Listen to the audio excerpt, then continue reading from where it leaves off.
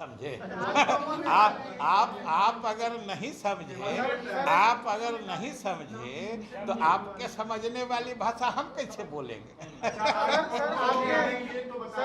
अब अगला कोई सवाल है तो बोलिए। आपके करीबी है, रिश्तेदार हैं, उनके घर आपके करीबी रिश्तेदार के यहाँ केंद्रीय एजेंसी की छापेमारी चल रही है, कहा जा रहा है कि आपके बहुत करीबी हैं। हाँ, ये बात भी सही है जो आपने कहा है कि बेगूसराय में हमारे संबंधी हैं, निकट के संबंधी हैं, उनके घर पर आज सुबह से, अब पता नहीं उसमें कौन कौन हैं, लेकिन कुछ लोग गए हैं, जांच पड़ताल में गए हुए हैं और वो चल रहा है। और सच पूछते हैं तो ये स्वाभाविक है। और हमारे जो वो संबंधी हैं वो आज से नहीं, वो पारिवारिक रूप से, खानदानी रूप से व्यवसाय या बिजनेस से जुड़े लोग हैं। और बिहार में जो सबसे अधिक टैक्स देने वाले लोगों में से एक वो बिजनेस करने वाले, लेकिन उनके यहाँ लोगों ने भेजा है। तो भेजा है तो अब उसमें पता नहीं क्यों भेजा है, जबकि वो सबसे अधिक टैक्स देते हैं। कहीं वो हमारे संबंधी हैं, ये तो कारण नहीं है।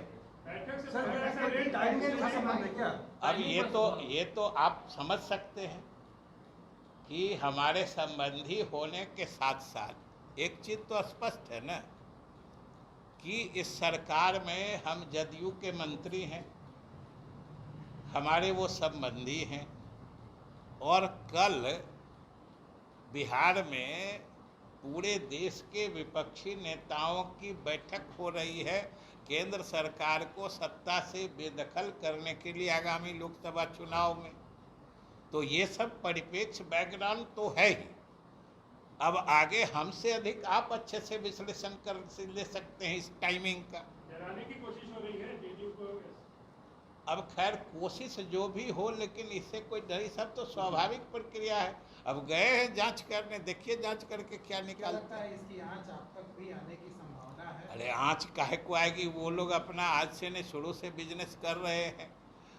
और आंच क्या आएगी अभी तक तो नहीं कुछ है, जब आएगी तो आंच देखा जाएगा। ये कहा जा रहा है कि टेंडर को लेकर के बिहार में कई स्तर पर गड़बड़ियां चलती हैं, उनको लेकर के भी कुछ चीज़ें, तो जो चीज़ें हैं वो तो लोग लगे ही हुए हैं। आखिर कहीं भी टेंडर पूल का हो, कहीं का हो, कि आखिर आरसीडी का जो पथ निर्माण विभाग है उसके तो लंबे समय तक भाजपा के ही मंत्री रहे हैं। हम नहीं समझते हैं कि मुख्यमंत्री ने कभी किसी भाजपा के पथ निर्माण मंत्री को किसी टेंडर की जांच कराने से कोई रोक लगाई थी। तो आप जब मंत्री थे आप पूरी जांच करा सकते थे, उस समय नहीं करा के अब कोई बात कहना, तो ये माने तो आप समझ सकते हैं। और कुछ की हो गया।